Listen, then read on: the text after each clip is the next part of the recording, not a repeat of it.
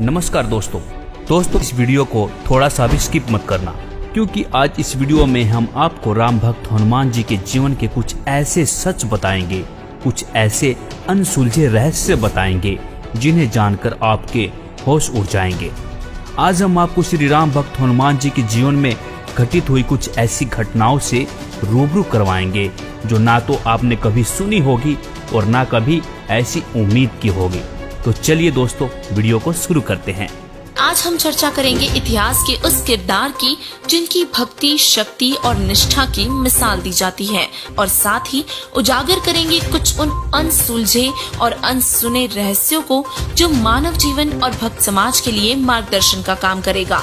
दोस्तों, संकट मोचन के नाम से प्रसिद्ध हनुमान जी को कौन नहीं जानता। पवन पुत्र हनुमान जी श्री रामचंद्र जी के परम भक्त थे, पर आपको ये जानकर अचरज होगा कि हनुमान जी ने अपने मोक्ष के लिए दशरथ पुत्र श्री रामचंद्र जी की पूजा भी त्याग दी थी। जी हाँ, यह सच भक्त समाज के लिए काफी आश्चर्यजनक है। लेकिन क्या आप जानते हैं कि उन्होंने ऐसा क्यों और कब किया? अब तक हम यही जानते हैं कि माता सीता को रावण की कैद से छुड़वाने के लिए हनुमान जी का बहुत बड़ा योगदान रहा है। लेकिन उसके पश्चात क्या हुआ? अयोध्या त्यागने के पश्चात उनका जीवन किस प्रकार का था? उनके जीवन के इस रहस्य से पर्दा उठाने के लिए यह खास कार्यक्रम केवल आपके लिए। सबसे पहले हम बात करते हैं हनुमान जी के जन्म की। भगवान शिव का अवतार माने जाने वाले श्री हनुमान जी का जन्म माता अंजनी के गर्भ से हुआ। संतान प्राप्ति के लिए जब माता अंजनी मतंग ऋषि द्वारा बताए गए तप को करने लगी, तब से प्रसन्न हुए वायुदेव ने माता अंजनी को आशीर्वाद दिया और वरदान दिया कि तुम्हें अग्नि, सूर्य, सुवर्ण, वेद, वेदांगों का मर्मज्ञ और बलशाली पुत्र प्राप्त होगा। कुछ समय पश्चात माता अंजनी के गर्भ से भगवान शिव के अंश श्री हनुमान जी ने जन्म लिया, जो वायुदेव द्वारा दिए गए वरदान से युक्त थे। अब जानते हैं कि राम जी के अंग संग रहने वाले उनके प्रिय भक्त हनुमान जी ने आखिर अयोध्या क्यों त्याग दी थी? दर्शकों, हिंदू समाज में चर्चित रामायण, जिसे पूरा भक्त समाज बखूबी परिचित है, श्री रामचंद्र जी के 14 वर्षों के वनवास के दौरान सीता जी का अपहरण हो गया था, और उसी दौरान सीता जी का पता लगाने में श्री हनुमान जी ने मुख्य भूमिका निभाई और रावण की लंका में जाकर माता सीता को खोजा। और साथ ही सीता जी को दुखी देख हनुमान जी ने लंका के 9 लखा बाग को भी उजाड़ दिया था और अपनी पूंछ से लंका में आग लगा दी थी। सीता जी को वापस लाने के लिए तथा लंका जाने के लिए समुद्र पर मुनिंद्र ऋषि जी के आशीर्वाद से पुल बनाया गया और लंका की ओर चढ़ाई की गई थी। राम और रावण का युद्ध हुआ और रावण की हार हुई और माता सीता को अयोध्या लाया गया। तो आइए अब जानते हैं कि सीता जी ने क्यों कहे थे भक्त हनुमान जी को अपशब्द। रावण की कैद से छुड़वाने के बाद सीता जी ने राम जी के कहने पर अग्नि परीक्षा दी और सफल होने के बाद राम जी के साथ अयोध्या लौटी। उसके बाद खुश होकर एक दिन माता सीता ने उपहार स्वरूप मोतियों की माला हनुमान जी को भेंट में दी थी। हनुमान जी माला के हर मोती को तोड़ तोड़ कर फेंक रहे थे, क्योंकि उन पर कहीं पर भी राम जी का नाम नहीं लिखा था। सीता जी को उनका ये व्यवहार अच्छा नहीं लगा और सीता जी ने हनुमान जी को बहुत कटु वचन कहे कि तू रहा बंदर का बंदर। यह सब सुनकर हनुमान जी बहुत दुखी हुए और अयोध्या त्याग दी थी। अयोध्या त्यागने के बाद एकांत स्थान पर बैठे हनुमान जी का मन बहुत ही विचलित था। उन्हें संसार में कोई अपना नहीं दिखाई दे रहा था और उसी समय एक ऋषि जी हनुमान जी के पास आए और उनसे राम राम कही। हनुमान जी ने ऋषि जी को देखा और सोच में पड़ गए। तब ऋषि जी ने उनके पास बैठे और उन्हें याद दिलाते हुए बताया कि जब आप सीता जी का कंगन लेकर आकाश मार्ग से श्री रामचंद्र जी के पास जा रहे थे और जिस स्थान पर पृथ्वी पर उतरे थे वहाँ एक पर्वत था जहाँ एक सुंदर बाग और स्वच्छ जल का सरोवर था और वहीं पास में मेरी कुटिया थी। मैं वही ऋषि हूँ। तब हनुमान जी को वो दृश्य याद आया। यह हनुमान जी के जीवन का पहला अनसुना वृत्तांत है। जिस समय हनुमान जी सीता जी का कंगन लेकर आकाश मार्ग से जा रहे थे और पृथ्वी पर एक पर्वत पर उतरे थे, वहाँ एक ऋषि जी की कुटिया थी। पास में स्वच्छ जल का सरोवर था और फल फूलों से भरा एक सुंदर बगीचा था।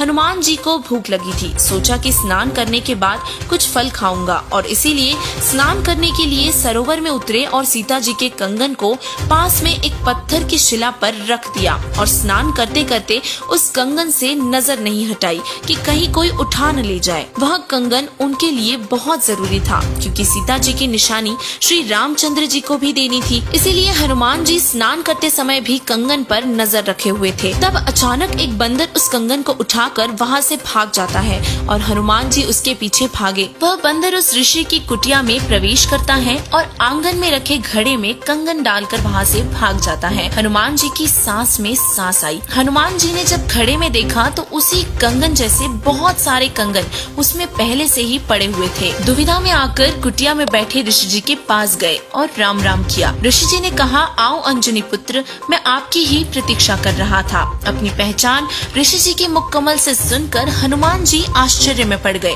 पर अपनी परेशानी के कारण उस विषय में नहीं पूछा और अपनी समस्या बताई। तब ऋषि जी ने कहा कि हनुमान जी, आप कौन से श्री राम की बात कर रहे हो? यह सवाल सुनकर हनुमान जी हैरानी से बोले, आप कौन सी दुनिया में रहते हो? आपको यही नहीं पता कि कौन श्री राम है?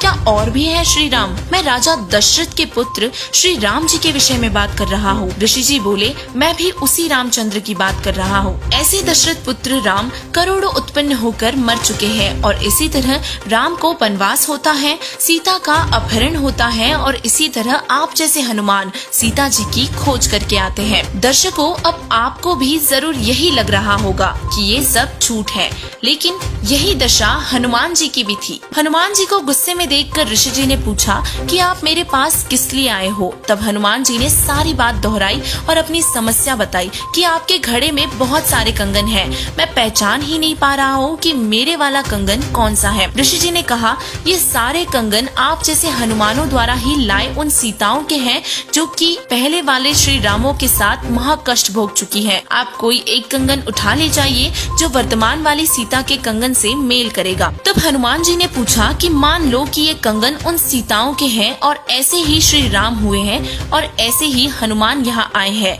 तो जो हनुमान आता होगा वो कंगन भी ले जाता होगा, फिर इस घड़े में ये कंगन कैसे? हनुमान जी ने ऋषि जी से कहा कि आप मेरी दुविधा दूर करो। ऋषि जी ने घड़े की खासियत के बारे में बताते हुए कहा कि इसमें जो भी वस्तु डाली जाती है वो एक जैसी दो बन जाती है। ऋषि जी ने घड़े में एक पीतल की कटोरी डाली, डालते ही दो एक जैसी कटोरी हो गई। हनुमान जी ने दोनों कटोरी ली और जांचने लगे, दोनों एक जैसी ही थी। तब ऋषि जी ने कहा कि हनुमान जी, आप निसंकोच कंगन ले जाइए और रामचंद्र से पहचान करवाइए। तब ऋषि जी हनुमान जी से कुछ वार्तालाप करने लगे और उन्हें तत्व ज्ञान समझाने लगे।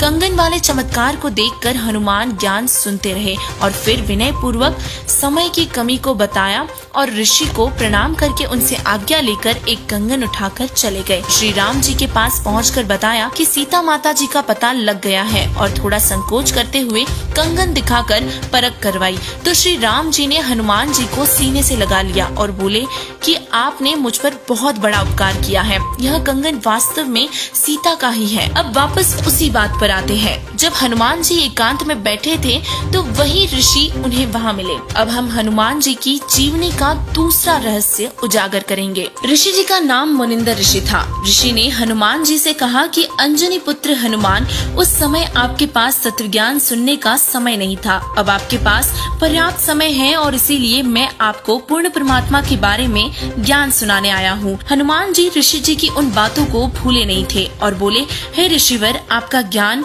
मैं रुचि से सुनूंगा। तब ऋषि जी ने हनुमान जी को सृष्टि रचना सुनाई। हनुमान जी बोले कि ऋषि जी, यह ज्ञान पहले कभी नहीं सुना, कैसे विश्वास करूं? हनुमान जी ने ऐसा कहते ही ऋषि अंतर्ध्यान हो गए। हनुमान जी ने हर दिशा में खोजा पर नहीं मिले। तब ऊपर से आकाश की ओर देखा। ऋषि जी ने उसे दिव्य दृष्टि प्रदान की और हनुमान जी को अपना यानी कि परमात्मा का वास्तविक रूप दिखाया, जो कि सतलोक के सिंहासन पर विराजमान था। उसे देखकर हनुमान जी बहुत प्रभावित हुए। तब ऋषि थोड़ी दूरी पर फिर से प्रकट हुए और हनुमान जी उनके पास गए और उनके चरणों में सतलोक देखने की प्रार्थना की। तब मुनिंदर जी ने उन्हें सतलोक दिखाया और फिर हनुमान जी ने तत्व ज्ञान स्वीकार किया और ऋषि जी से उपदेश देने की प्रार्थना की। तब महावीर हनुमान जी ने नाशवान राम की भक्ति त्याग कर अविनाशी राम की भक्ति की और मोक्ष को प्राप्त किया। ऋषि मुनिंदर जी स्वयं कबीर परमात्मा ही थे। वे अपने प्यारे भक्तों का कल्याण करने के लिए चारों युगों में प्रकट होते हैं। कबीर साहिब जी ने अपनी अमृतवाणी में बताया है कि सतयुग में सत सुकृत के टेरा, त्रेता नाम मुनिंदर मेरा, द्वापर में करुणामय कहाया और कलयुग नाम कबीर धराया। यह रहस्यमयी कथा आज तक किसी ने नहीं बताई थी। संत गरीबदास जी महाराज जी ने अपनी अमृतमयी वाणी में यह रहस्य उजागर किया है। कहा मुनिंदर सुनो हनुमाना, तुम उलझे झूठे रंग में, ये 30 करोड़ राम हो जा लिए जीत जीत के जंग ने, जिसे जगत गुरु तत्वदर्शी संत रामपाल जी महाराज जी ने अपने तत्व ज्ञान में खोला है। ऐसे और भी आध्यात्मिक सत्य को जानने के लिए हमारे वीडियोस को देखते रहिए। धन्यवाद। इस पे आपकी क्या राय है? अपनी राय अवश्य दें। वीडियो अच्छी लगी हो तो लाइक, कमेंट और शेयर जरूर करें और चैनल को सब्सक्राइब करना ना भूलें।